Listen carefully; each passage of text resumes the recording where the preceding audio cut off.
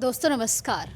Clip खबर के खास एपिसोड में आप सभी का स्वागत है। मेरा नाम है प्रीति चौहान और आज हमारे साथ खास मेहमान के रूप में खेल जगत की एक ऐसी हस्ती है जिन्होंने खिलाड़ी से कोच तक का सफ़र तय किया है और अब उन खिलाड़ियों के सपनों को साकार करने में मदद कर रहे हैं जो खिलाड़ी कुछ करना चाहते हैं और जो कुछ बनना चाहते हैं। हमारे साथ है ज़िला सिरमौर के पहले प्रशिक्षित कोच जिन्हें आप सभी जानते हैं और बहुत से खिलाड़ियों के मेंटोर मिस्टर विपिन चौहान जी। आज हमारे इस पॉडकास्ट में उनका बहुत बहुत स्वागत करते हैं और बहुत सी बातें आज उनसे करते हैं। सबसे पहले मैं आपका बहुत बहुत स्वागत करना चाहती हूँ। आपका बहुत बहुत धन्यवाद कि आपने आपके इस क्लिप खबर के पॉडकास्ट के माध्यम से आपसे मिलने का मौका मिला और आज आपके साथ शेयर करूँगा अपनी जर्नी जो भी रही है। जी, वैसे तो बहुत समय से हम चाह रहे थे कि इन्हें अपने मंच पर लेकर के आएँ, आप सभी से रूबरू करवाएं, लेकिन व्यस्त काफ़ी रहते हैं, आप सभी जानते हैं। तो आज आखिरकार वो दिन है जब आपको इनकी बातें सुनने का, इनकी जर्नी सुनने का समय मिलेगा। तो सबसे पहले मैं चाहती हूँ शुरुआत से ही शुरू कर लेते हैं कि आपकी ये जो एक खिलाड़ी से कोच तक का सफ़र है वो कैसा रहा है और कबड्डी ही क्यों चुना? आपके लिए कबड्डी क्या मायने रखती है? शुरू से आप बताएंगे। जी देखो, कबड्डी पहले मैंने कबड्डी में बताता हूँ बहुत लेट मैंने स्टार्ट करी है कबड्डी। किस एज में? मैं मानता हूँ कि शायद जब मैं 21 या 22 साल का उम्र का था तो तब मैंने कबड्डी स्टार्ट करी। पहले मेरा इंटरेस्ट था किसी और फील्ड में। पहले मैंने पढ़ाई करी, पढ़ाई भी मैंने इंग्लिश मीडियम स्कूल में करी है, प्राइवेट स्कूल में करी है। मतलब पहले आप पढ़ाकू बच्चे थे फिर थोड़ा हाँ यस, मैंने पहले पढ़ाई करी, फिर उसके बाद मैंने बीएससी ऑनर्स नॉन मेडिकल से करी है ग्रेजुएशन। फिर उसके बाद भी 2 साल बाद, ग्रेजुएशन के 2 साल बाद मैं कबड्डी जगत में गया, क्योंकि जो मेरे बड़े सिस्टर है वो धर्मशाला साई हॉस्टल में कबड्डी के प्लेयर थे, है और फॉर्मर कैप्टन रहे हिमाचल प्रदेश के। और एशियन जो गेम होता है उसके कैंप उन्होंने तीनों अटेंड करे। तो उनके साथ मैं धर्मशाला गया, उनके साथ रहा वहाँ पे। तो मैं शुरू से ही थोड़ा फिटनेस के प्रति जागरूक था। तो फिर मैं गया, फिर वहाँ पे उनके कोचेज़ देखा कि मेरा फिज़ीक अच्छा है कि आप इसे कबड्डी में क्यों नहीं डालते। तो बस वहाँ से मेरा सफ़र जारी रहा कि मुझे कबड्डी खेलना है। एक्चुअली उम्र भी बढ़ गई थी, 21-22 साल थी और काफ़ी ज़्यादा लेट हो गया था। लेकिन कहते हैं ना कि अगर इंसान जो सोचता वो कर भी सकता है। तो मेरे अंदर वो जुनून था, मेरे अंदर वो डेडिकेशन थी कि मैं पक्का कबड्डी खेल पाऊँगा, क्योंकि हमारा जो ब्लड है ना फैमिली में वो कबड्डी का ब्लड है। मेरे पापा जी, ताऊ, चाचा वो सब फैमिली कबड्डी की है। तो मैंने सोचा कि क्यों ना मैं कबड्डी में जाऊँ, कि जब हमारा बोलते हैं नस्ल कबड्डी की नस्ल है। तो आपने इतने लेट कबड्डी शुरू की, क्या आपको लगता है उसका कुछ आपको नुकसान हुआ? देखो, नुकसान मैं नहीं मानता, क्योंकि मेरा जो फिज़िक वो बहुत स्ट्रॉन्ग थी और एक जुनून और दिल और दिमाग से मैं बहुत मजबूत था। तो उसके बाद मैं आई थिंक 2018-19 की बात है, मैं हरियाणा गया, ज़िला चरखी दादरी, वहाँ पे स्टेशन पर था आदमपुर दाड़ी, और वहाँ पे एकेडमी जो थी बहुत अच्छी एकेडमी थी, चौधरी राम स्वरूप एकेडमी। वहाँ के जो कोच साहब रहे जिन्होंने मुझे कबड्डी का कॉज सिखाया, जिन्होंने मुझे कबड्डी सिखाई, सूबेदार विजय चौहान जी, और दूसरे कोच जो मेरे थे भुजन कुमार कोच साहब, उन्होंने मुझे बहुत अच्छा ट्रेन किया। वहाँ पे मुझे बहुत ही अच्छा चीज़ें सीखने को मिली, जिससे मैं कबड्डी का सफ़र मैंने शुरू किया। और फिर धीरे धीरे जब आप आगे बढ़े, कहीं ना कहीं आपका जो सपना था भारतीय सेना में भी जाने का सपना था, 3 बार आपने फिजिकल टेस्ट भी क्वालिफाई किया, तो वो जर्नी को आपने भारतीय सेना से इधर खेल की तरफ कैसे डाइवर्ट किया? देखो, जब मैं कॉलेज में पढ़ता था 2013 से 16 के बीच मेरा कॉलेज टाइम रहा है, तो उन तीनों ईयर में मैंने आर्मी की हर साल एक्सीलेंट में भर्ती निकाली है और मेडिकल भी मैं बिल्कुल फिट होता था। लेकिन मैं क्लेरिकल लेवल की तैयारी करता था। जो क्लेरिकल होता है वो ऑल इंडिया मेरिट बनती है। मैं दिल्ली भी गया कोचिंग लगाने, लेकिन किस्मत में नहीं था आर्मी में जाना। हाँ, लेकिन जो मैंने आर्मी के लिए अपना पसीना बहाया था, संघर्ष किया था, वो चीज़ बोलते हैं कि अगर आप मेहनत करेंगे वो मेहनत कहीं और काम आएगी। तो जो मैंने आर्मी के लिए मेहनत करी थी वो मेहनत मेरी सारी खेल क्षेत्र में, मेरी कबड्डी में काम आई, ग्राउंड में काम आई। तो 3 बार आपको असफलता मिली, हम कह सकते हैं कि बार बार फिर भी आपने प्रयास किया। तो उस समय आप जो है वो डिमोटिवेट हो जाते थे, कैसे आपने फिर और आगे बढ़ाया और आगे और प्रयास कैसे किए फिर? हाँ, जो एक क्योंकि अधिकतर जो खिलाड़ी हैं वो ग्राउंड में जाना ही छोड़ देते हैं, आपने खुद भी देखा होगा, लेकिन आपने अपनी उस मोटिवेशन को जागरूक देखो, रखा? जब मेरा सपना था आर्मी में जाना, मैं भी टूट गया था कि यार नहीं हुआ, 3 बारी भी एक्सीडेंट में ग्राउंड निकालने के बाद मेरा नहीं हो पाया, तो टूट तो जाता है, लेकिन मेरा ये था कि मैं अपने बॉडी को, अपनी फिजिक को फिट रखूँगा, आने वाले टाइम में कुछ अच्छा होगा। और मेरा जुनून था, मैं कभी भी, चाहे बरसात हो, बोलते हैं ना कि डिसिप्लिन और कंसिस्टेंसी, मैं अपने युवा खिलाड़ियों को भी यही बात कहता हूँ कि जिस खिलाड़ी के अंदर डिसिप्लिन और कंसिस्टेंसी होंगी वो हमेशा सक्सेस होगा। मतलब हर दिन अपने हाँ, ग्राउंड में चाहे जाना ही बरसात जाना है। हो, मतलब कई दोस्त इसे कमेंट भी करेंगे कुछ लोग कि हाँ, हमने इसे देखा है कि नाहन में जब सब सो जाते थे, बहुत ज़्यादा कोहरा होता था या कहीं बहुत ज़्यादा ठंड होती थी, मैं उस कड़क की ठंड में भी और गर्मी में भी सुबह दिखता था। क्या बोलता हूँ ना कि भाई, जब सुबह जब मैं जगता था तो सिर्फ या तो जानवर दिखते थे या मैं होता था। लोग बोलते थे पागल हो गया है क्या, सुबह बहुत जल्दी उठ जाता है। तो मेरे लिए होता, मेरे लिए कंसिस्टेंसी मैंने बना के रखी थी, चाहे बरसात हो, ठंड हो, मैं अपने शरीर के लिए ज़रूर टाइम निकालूंगा और अपन आगे करूँगा।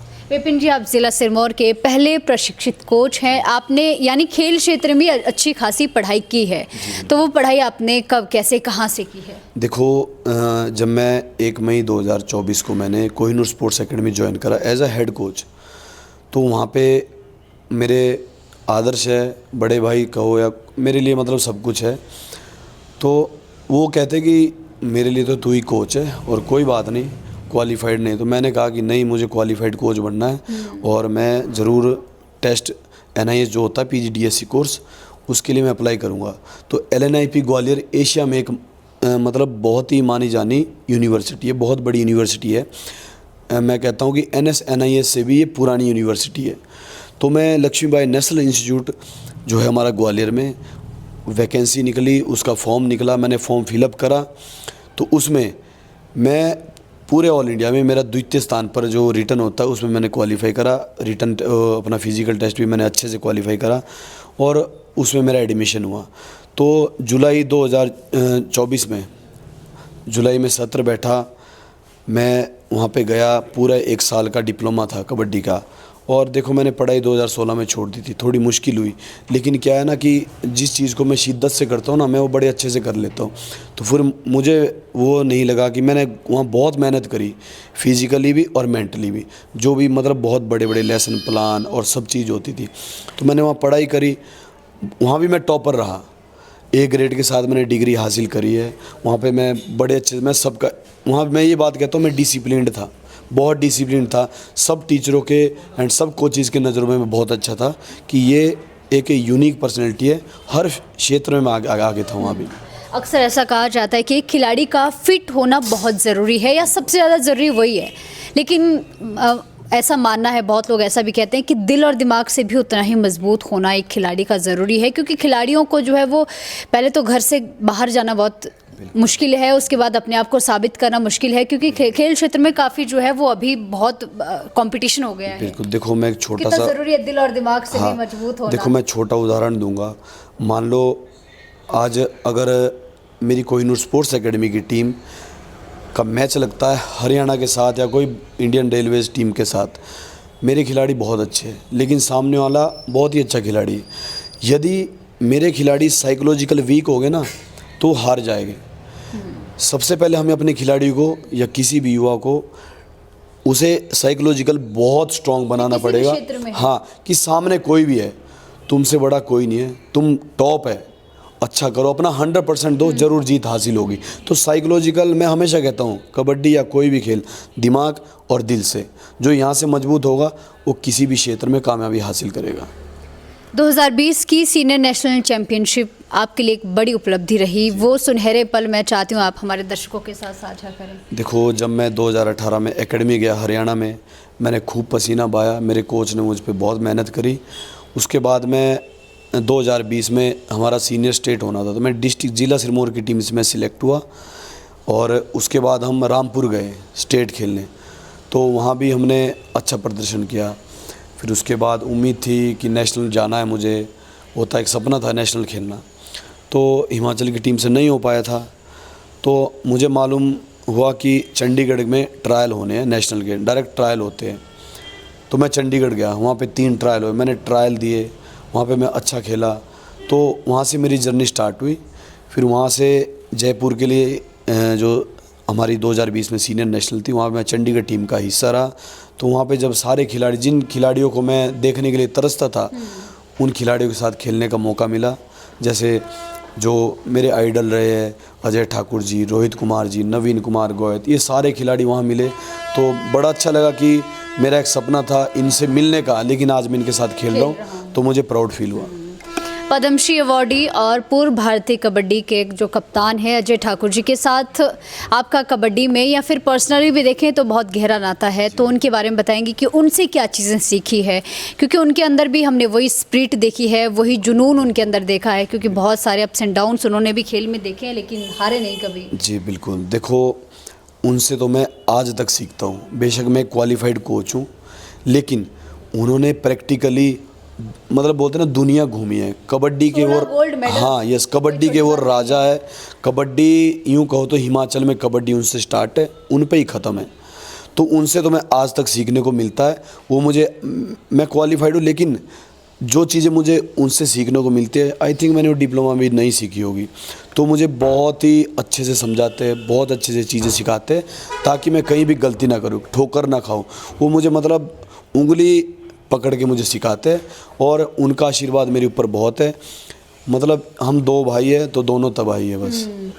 आपकी जो बहन है, आपने बात की कि आप उनके साथ धर्मशाला जाया करते थे, वो अंतर्राष्ट्रीय खिलाड़ी हैं, तो उनसे किस तरीके, क्योंकि हम कह सकते हैं कि जब आपने शुरू किया तब वो आपके इंस्पिरेशन थे, फिर धीरे धीरे और आगे बढ़े अजय ठाकुर जब आपकी इंस्पिरेशन है, तो उनसे क्या चीज़ें आपने सीखी है, क्योंकि उस समय एक लड़की के लिए तो शायद और ज़्यादा मुश्किल होता होगा। तो आपके घर का सपोर्ट कैसा था, माँ बाप का सपोर्ट कैसा था, और वो कैसे आगे बढ़े खेल क्षेत्र में? देखो उन सपोर्ट पूरा था माँ बाप का। जब आप उनसे छोटे हैं? हाँ मैं उनसे छोटा हूँ। वो गए तो हमें लगा कि भाई, उन्होंने भी स्टार्ट वहीं पे करी, साई हॉस्टल धर्मशाला में। लेकिन उनके अंदर जो मैंने एक चीज़ देखी ना, वो थी हॉनेस्टी, डिसिप्लिन बहुत ज़्यादा। मतलब उनका ये था कि मैं जितना भी खेलूँगी अपनी मेहनत से खेलूँगी। मतलब कभी भी उनका एक अलग एटीट्यूड था, डिसिप्लिन बहुत थे, और हार्ड वर्क भी बहुत किया है। तो ऐसे नहीं, एक प्रदेश के लिए उनके पास 16 मेडल है आज, है ना, सारे मेडल हैं। नेशनल गेम्स में मेडल है, सीनियर नेशनल में गोल्ड है, सिल्वर है, ब्राउंज है, यूनिवर्सिटी में मेडल है, और इतने डिसिप्लिन थे। जब वो एशियन गेम्स के कैंप में रहे, 3 कैंप उन्होंने पूरे अटेंड कर, जो लिस्ट आती है ना, पहले 60 की, फिर 40 की, फिर लास्ट में 20 की, तो पूरे तीनों कैंप में वो बने रहे। उम्मीद थी कि 2018 का एशियाड खेलेंगे, लेकिन कह सकते हैं कि किस्मत में उनके नहीं था इंडिया खेलना। लेकिन इंडिया प्लेयर से कम नहीं थे, ऑलराउंडर प्लेयर थे, बहुत ही अच्छे। मतलब मैं बोलता हूँ कि टॉप खिलाड़ी रहे। सब उनके बारे में जानते हैं कि कितनी मेहनत और कितने ईमानदार, बहुत ही हॉनेस्टी से उन्होंने कबड्डी के लिए। आप खिलाड़ियों के साथ ही रहते हैं, बहुत सारे मैचेस आपने भी करवाए होंगे। आजकल सिरमौर कबड्डी लीग में भी आप नाहन किंग्स के हेड कोच बनकर के आए हैं, तो खेलों में या किसी भी कंपटीशन में पारदर्शिता, ट्रांसपेरेंसी कितनी ज़रूरी है? बिल्कुल, देखो पारदर्शिता बहुत ज़रूरी है। अगर पारदर्शिता नहीं होगी ना, तो जो एक बहुत मेहनती खिलाड़ी है ना, वो टूट जाएगा। उसके अंदर की कबड्डी या उसके अंदर का कोई भी खेल, क्रिकेट, फुटबॉल ख़त्म हो जाएगा। यदि पारदर्शिता, देखो मैं मानता हूँ 19-20 हो सकता है, लेकिन ये नहीं कि हम बहुत ही वो करें जिससे खिलाड़ी बिल्कुल टूट जाए। उसका मैं भी विरोध करता हूँ। मैं हमेशा से ये कहता हूँ, मैं सही का समर्थन करता हूँ, गलत का विरोध करता हूँ, चाहे फिर कोई भी हो। वो तो हमने आपका देखा भी है। हाँ बिल्कुल, मैं हमेशा सत्य के साथ चलता हूँ, फिर चाहे अपना है चाहे पराया है, मेरा ये मानना है। ग्रामीण क्षेत्र है, शिलाई इलाका, मान लीजिए कोई भी लड़का या लड़की है, कबड्डी में आगे आना चाहता है, तो उसका पहला कदम क्या होना चाहिए? देखो मैं बोलता हूँ, यदि कबड्डी में आना चाहता है, इंटरेस्ट होना चाहिए। यदि इंटरेस्ट नहीं है, उसके फैमिली उसे ज़बरदस्ती भेज रहे, तो नहीं खिलाड़ी बन पाएगा। जब तक उसके खुद के अंदर इंटरेस्ट नहीं है कबड्डी प्लेयर बनने का, तब वो प्लेयर बन सकता है यदि इंटरेस्ट है। अगर वो उसे ज़बरदस्ती थोपा जा रहा है कबड्डी खेल, तो नहीं बन पाएगा। क्योंकि कबड्डी एक ऐसी गेम है, बॉडी कॉन्टैक्ट गेम है, इंजरी भी हो सकती है, लेकिन इसमें बहुत ज़्यादा मेहनत करनी पड़ेगी हमें। डिसिप्लिन, कंसिस्टेंसी, हर चीज़, टाइम का हमें बड़ा ध्यान रखना पड़ेगा, डाइट का ध्यान रखना पड़ेगा। तो वो सारी चीज़ें करनी पड़ेगी, तब एक खिलाड़ी बनेगा कबड्डी खिलाड़ी अच्छे वाला। आप खुद अभी ग्राउंड में कितने टाइम, कितना समय दे पाते हैं, कितना प्रैक्टिस करते हैं? देखो मैं बात करूँ, मैं 2014 से आज 2026 से मैं कंटिन्यू ग्राउंड में हूँ। मैं ग्राउंड से जुड़ा हूँ 2014 से 2026। आज भी अपने खिलाड़ियों के साथ मैं बहुत पसीना बहाता हूँ। मैं खुद, अब वो ज़माना गया कि हम कुर्सी पे बैठ के कोचिंग दे, ऐसा कर नहीं। मैं दूसरे कोच को भी बोलूँगा कि आप खिलाड़ियों के साथ ग्राउंड में आओ, खुद उन्हें खेल के दिखाओ, खुद उनके साथ खेलो, खुद मेहनत करो। तो मैं आज इसीलिए अपने आप को सफल कोच मानता हूँ कि मैं अपने खिलाड़ियों के साथ बहुत मेहनत करता हूँ और मैं करता रहूँगा, आगे तक खूब मेहनत करूँगा। मैं चाहता हूँ कि मेरा खिलाड़ी प्रदेश के लिए तो खेले ही, लेकिन देश के लिए मेरे 4-5 खिलाड़ी ऐसे खेले कि नाम रोशन करे देश का, अपने माँ बाप का, हमारी एकेडमी का, हमारे एकेडमी के ऑनर का, पद्मश्री अजय ठाकुर जी का, मेरा नाम, तो इसमें सभी राज्य का, देश का नाम रोशन इसी होगा। के साथ जोड़ते हुए मेरा इसी से संबंधित प्रश्न है कि अगले 5 सालों में आप खुद को कहाँ देखते हैं? देखो, मुझे अभी अगर मैं कहूँ तो डिप्लोमा के बाद मेरा 25 में डिप्लोमा ख़त्म हुआ, मुझे कोचिंग फील्ड में क्वालिफाइड कोच बन के मुझे 8 या 9 महीने हुए। तो जो मैंने 8 या 9 महीने में करके दिखाया है वो शायद कोई 5 साल में भी ना कर पाए, जो मैं मेहनत कर रहा हूँ। और मैं अगले 5 साल में मैं अपने आप को बहुत ही एक सफल कोच तो मैं भी मानता हूँ, लेकिन मैं सक्सेस कोच मानूंगा कि मैं जहाँ पहुँचना चाहता हूँ मैं अगले 5 साल में वहाँ पहुँचूँगा।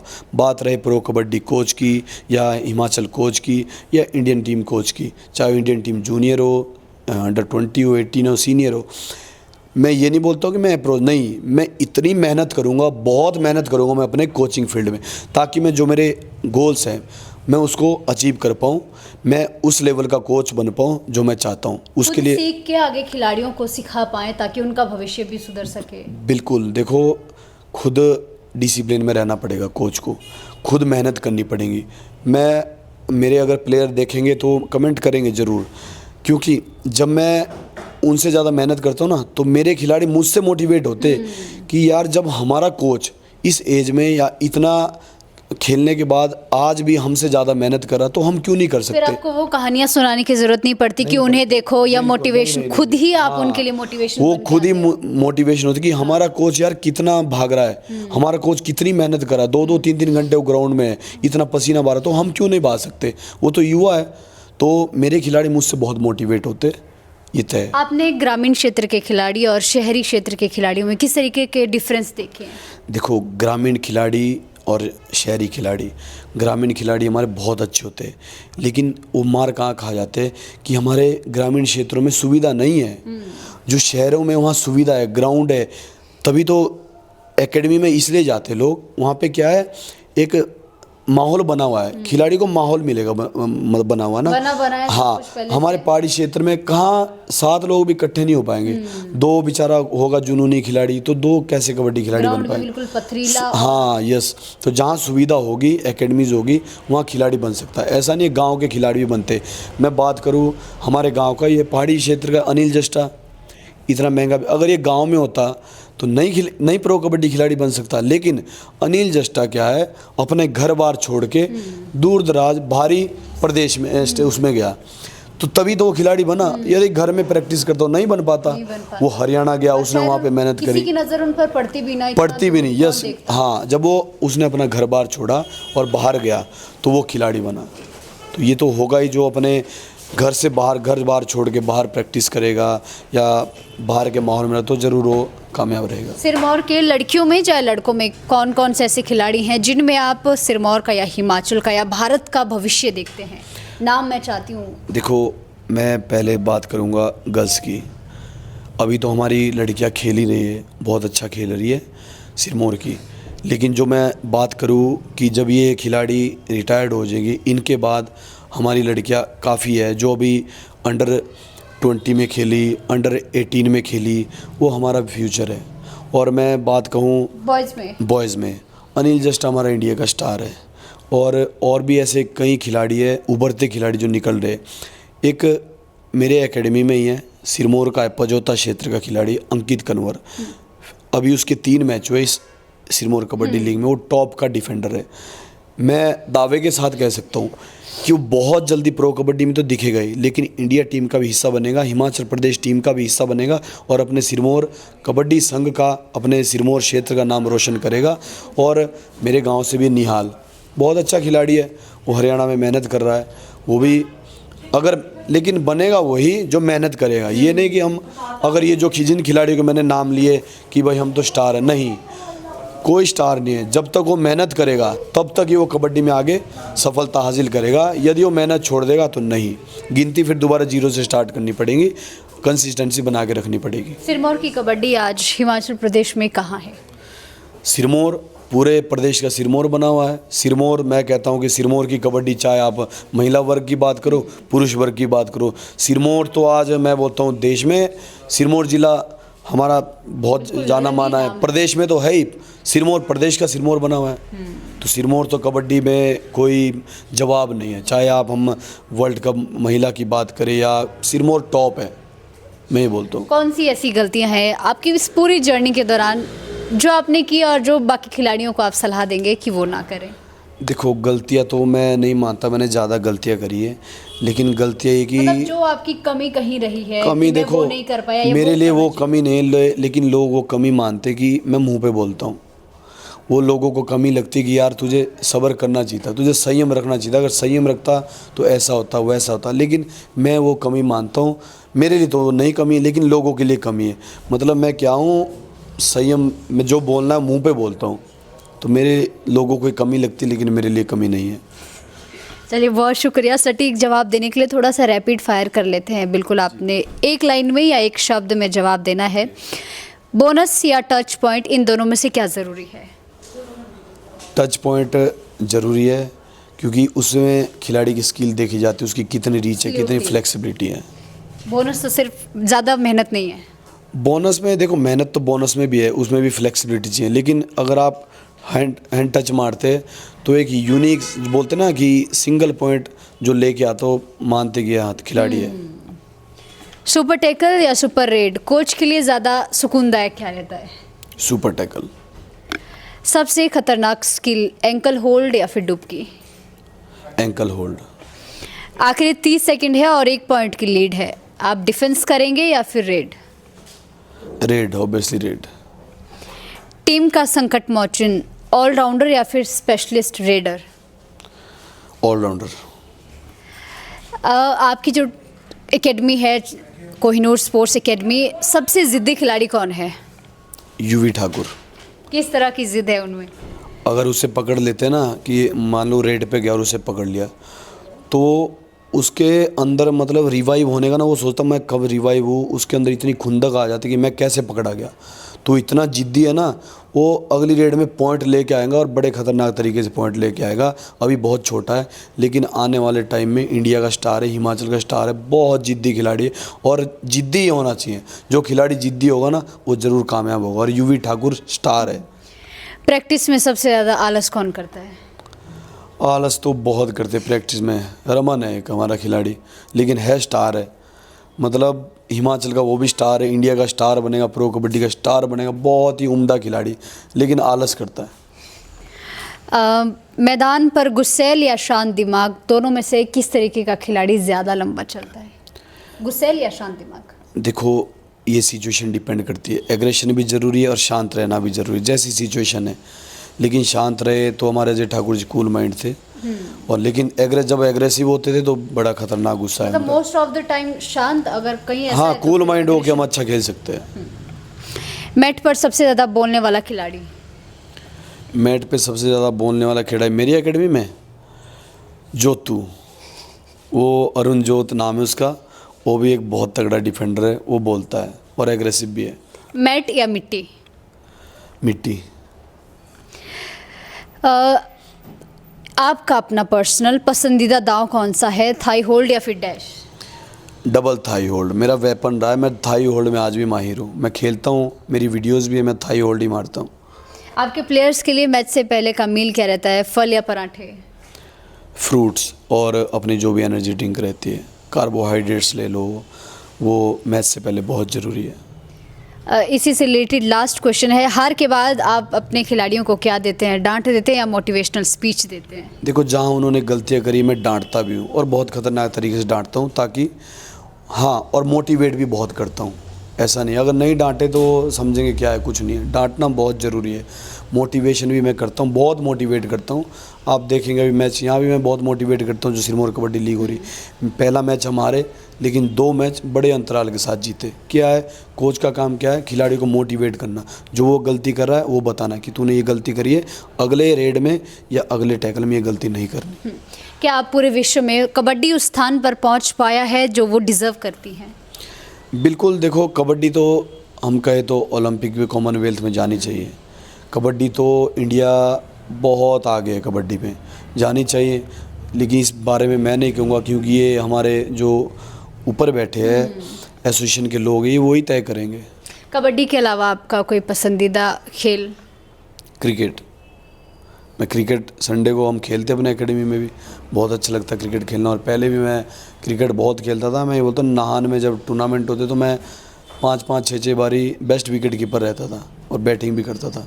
क्रिकेट में ऑलराउंडर था। क्या कभी आपको भी स्ट्रेस्ड फील होता है और उससे रिवाइव करने के लिए, उससे बाहर निकलने के लिए आप क्या करते हैं? मैं तो कभी स्ट्रेस नहीं लेता, कभी नहीं, मेरे अंदर स्ट्रेस का है ही नहीं, जो होगा देखा जाएगा। क्या वर्कआउट स्ट्रेस को हटाने का सबसे अच्छा तरीका है? बिल्कुल, आप वर्कआउट सुबह, मैं ये बोलता हूँ जो हमारे कोई उम्रदराज लोग हैं वर्कआउट नहीं कर पाते, मैं उनको भी ये बोलूँगा आप रूटीन बनाओ, सुबह डेली उठो, मत दौड़ो, सिर्फ 40 से 50 मिनट आप कंटिन्यू पैदल चलो, वो भी उनकी फिटनेस बना के रखेगा, हर चीज़ स्वस्थ रखेगा शरीर को। खिलाड़ी का फिट रहना कितना ज़्यादा ज़रूरी है? देखो खिलाड़ी हो या कोई आम पब्लिक हो, अगर वो फिट नहीं है तो लाइफ में कभी भी आगे नहीं बढ़ सकता, चाहे कितना ही उच्च अधिकारी हो, है ना। यदि जज है, सीएम है, कोई भी उच्च अधिकारी लोग हैं, यदि वो स्वस्थ ही नहीं है तो कैसे आगे काम कर पाएँ, कैसे समाज सेवा। और खिलाड़ी को तो फिट रहना इतना ज़रूरी है, जो खिलाड़ी फिट है वो फिर कुछ भी कर सकता है अपने गेम में। उसकी परफॉर्मेंस ना अगर यहाँ है ना तो यहाँ लेके आ जाएगा अपनी परफॉर्मेंस, यदि फिट है तो। फिट रहना तो बहुत ही ज़रूरी है, बहुत ज़रूरी। कोहिनूर स्पोर्ट्स एकेडमी के आप हेड कोच हैं, बहुत से खिलाड़ी आपके अंदर प्रशिक्षण लेते हैं। उन सभी खिलाड़ियों की एक बहुत बहुत अच्छी बात जो आपने देखी है और जो आप अन्य खिलाड़ियों को भी बताना चाहते हैं? मेरी एकेडमी की खिलाड़ियों की खूबी ये है कि देखो मैं अभी छुट्टी आया हूँ 7-8 दिन, एकेडमी में नहीं हूँ, तो मैंने वो डिसिप्लिन बना के रखा है। उन्हें पता है कि यदि हम कोई शरारत करेंगे या कुछ गलत काम करेंगे तो कोच साहब नहीं बख्शेंगे। तो मैंने अपने खिलाड़ी को डिसिप्लिन में रहना सिखाया है, अच्छे संस्कार दिए कि एकेडमी के अंदर हो या एकेडमी के बाहर लोगों से मिलो। तो मैं सबसे पहले है डिसिप्लिन, संस्कार, अच्छे संस्कार है तभी मेरा भी नाम है, एकेडमी का भी नाम है। जो हमारे खिलाड़ी में इनडिसिप्लिन्ड होता है और गलत हरकतें करता है, साफ कहा है मेरे बड़े भाई ने, ऑनर ने, पद्मश्री अजय ठाकुर जी ने, कि एकेडमी में ऐसे खिलाड़ी की कोई जगह नहीं है, आप बिना पूछे उसे एकेडमी से निकाल दो। तो जो यदि ऐसा पाया जाएगा, ऐसा कोई खिलाड़ी होगा, एकेडमी में उसके लिए कोई जगह नहीं है, उसका बोरा बिस्तर बांध के उसे घर भेज दिया जाएगा। अगर कोई खिलाड़ी है, ग्रामीण क्षेत्र का है, आर्थिक रूप से भी इतना जो है वो मजबूत नहीं है और वो आपके पास कबड्डी सीखना चाहता है, तो आप कैसे मदद करेंगे? देखो बड़े भाई अजय ठाकुर जी बहुत खुले दिल के आदमी हैं और अभी भी मदद करते हैं। जो थोड़ा घर से जिसके पास नहीं है, आर्थिक कमज़ोर है और तो टैलेंटेड है, उसके लिए तो अजय भाई सबसे आगे आते हैं कि कोई बात नहीं, पैसे नहीं है, आप प्रैक्टिस करो, कोई नहीं, हम देख लेंगे, हम अपनी तरफ से कर लेंगे। ये तो ऐसे बहुत खिलाड़ी होंगे आगे भी, अगर कोई बेचारा फाइनेंशियली वीक है लेकिन खेल में अच्छा है तो मोस्ट वेलकम आ सकता है हमारे पास। अब हम क्योंकि नशे की भी बात ज़रूर करेंगे, पूरे हिमाचल प्रदेश में इस समय नशा बहुत चल रहा है, बहुत सारे युवा ऐसे हैं जो इससे बाहर नहीं आ पा रहे हैं, तो आप उन्हें कैसे खेलों की और या मैदान की और कैसे लेकर के देखो क्या कहते हैं? उनके लिए तो मेरी हाथ जोड़ के अपील कर रहा हूँ जो नशा करते, कि भाइयों अपना करियर, अपना शरीर बर्बाद मत करो। नशा बहुत ही गंदी बीमारी है, नशे से तो आप जितना दूर रहेंगे, मैं ये बोलता हूँ कि आप लाइफ में कुछ ना करो, ना ही कोई सरकारी नौकरी के पीछे भागो, या अगर कामयाबी ना, एक माँ बाप के लिए वो बच्चा कामयाब है जो नशा नहीं करता है। आज के समय में ये स्थिति हो गई। यदि किसी माँ बाप का बच्चा अच्छे उसका सोच है ना, वो नशा नहीं करता, तो मैं मानता हूँ कि उस माँ बाप के लिए वो सबसे बड़ी उपलब्धि है। नौकरी या कुछ और बिजनेस वो बात की बात है, वो सेकेंडरी है। प्राइमरी आज के जो इस देखते हैं वो नशा है। तो मेरा सभी से निवेदन है दोस्तों या भाइयों, यदि आपने नशा करना है ना, फिटनेस का नशा करो यार। देखो आप, बहुत मज़ा आएगा। मतलब मैं ये बोलता हूँ, मैं जिस दिन ग्राउंड नहीं जाता ना, मेरे शरीर में अजीब सी हरकत होने लगती है कि यार मैं आज ग्राउंड नहीं गया। तो मेरे अंदर तो फिटनेस का नशा है, और मैं अपने खिलाड़ियों को और जो मेरे नॉन में, मैं उन्हें भी फिटनेस का ही बोलता हूँ, भाई नशा करना है तो फिटनेस का करो, अपने शरीर का करो। तो मेरा ये अनुरोध है कि प्लीज़ नशा छोड़ो, अपने शरीर का ध्यान रखो। ये मेरा आपसे हाथ जोड़ के अपील है। बहुत बहुत धन्यवाद हमसे जुड़ने के लिए। तो हमारे साथ विपिन चौहान जी थे, जो खुद एक खिलाड़ी रह चुके हैं और अब हिमाचल प्रदेश के बहुत सारे खिलाड़ियों को ये सपनों को साकार करते हुए बहुत सारे खिलाड़ियों को प्रशिक्षण दे रहे हैं। कबड्डी इनसे बहुत सारे खिलाड़ी सीख रहे हैं, बहुत से सीखना भी चाहते हैं। तो ज़रूर आप इनसे संपर्क करिए। और जो आर्थिक रूप से कमज़ोर भी हैं और जिनके अंदर कुछ कर गुजरने का जज्बा है, उनके लिए भी हमेशा ये मदद करेंगे, क्योंकि आप सभी जानते हैं कि हिमाचल प्रदेश के जो एक जाने माने दिग्गज खिलाड़ी हैं अजय ठाकुर जी, वो भी कबड्डी को खूब सपोर्ट करते हैं, कबड्डी के खिलाड़ियों को खूब सपोर्ट करते हैं। तो एक बार फिर मैं आपका बहुत बहुत धन्यवाद करती हूँ हमारे साथ अपने अनुभवों को साझा करने के लिए, अपनी इस जर्नी को साझा करने के लिए, कबड्डी को साझा करने के लिए। थैंक यू सो मच दोस्तों। आप सभी के बीच में ऐसी ही शख्सियतों को लेकर के फिर लौटेंगे। अभी के लिए फ़िलहाल इतना ही। नमस्कार।